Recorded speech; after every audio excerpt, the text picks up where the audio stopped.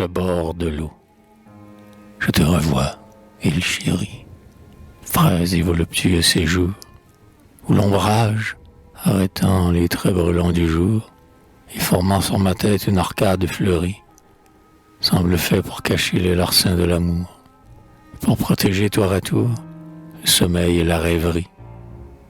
Saule mélancolique abaisse sur mes yeux ta longue et molle chevelure, la pâleur de cette verdure, ces rameaux languissants, tristes, silencieux, rappellent en mon cœur l'aspect d'un malheureux, pleurant sur quelque sépulture. Arbre cher au poète, arbre ami du repos, fais-moi goûter encore ton ombre hospitalière, fais pendre sur mon front tes festons inégaux, et qu'à travers ce voile une tendre lumière effleure doucement ma tranquille paupière, comme un songe léger versant l'oubli des mots.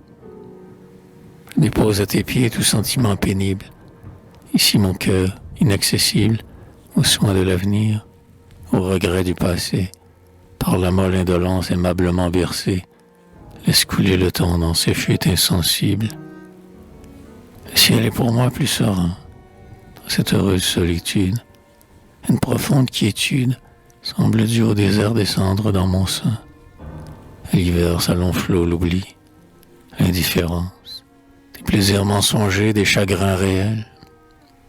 Sur un lit de gazon qu'entoure le silence, goûtant de ces beaux lieux les charmes naturels, je sommeille à demi, sans songer aux mortels, et nonchalant de l'existence. Au flanc du mont natal, en ruisseau descendu, pour s'y livrer ensuite à sa course incertaine, le fleuve devant moi lentement se promène, et dans la campagne épandue, roule ses belles eaux sur une blonde arène, qu'il charme les regards par sa limpidité.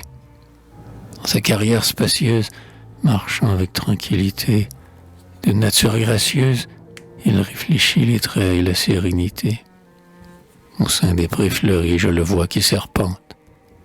Mais, quoiqu'il coule avec lenteur, il s'enfuit néanmoins, ainsi que le bonheur, par une irrésistible pente.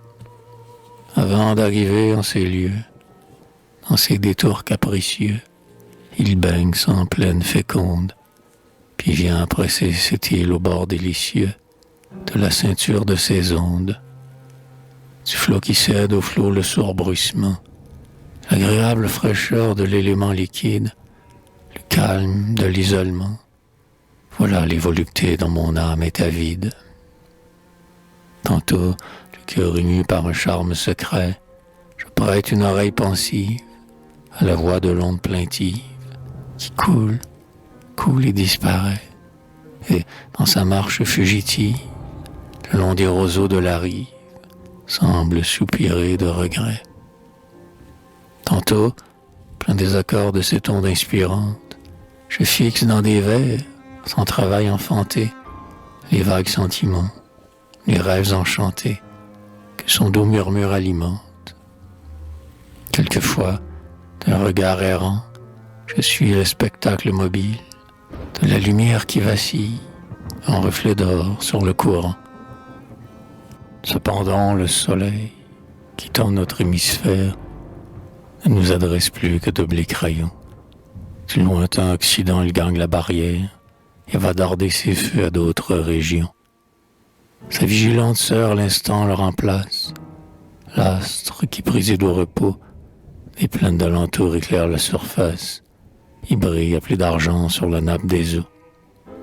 Comme son char paisiblement en voyage dans les espaces de la nuit, comme son regard s'introduit sous ses portiques de feuillage, comme son doux éclat reluit sur le flot inconstant qui berce son image. Beau lieu, réduit secret, aux approches du soir, je reviendrai souvent contempler la nature, à l'ombre des rameaux tressés en voûte obscure. Souvent je reviendrai m'asseoir. Il est doux de céder à la mélancolie, en laissant ses regards rêveusement flotter sur l'humide élément qu'on ne peut arrêter et qui s'écoule avec la vie.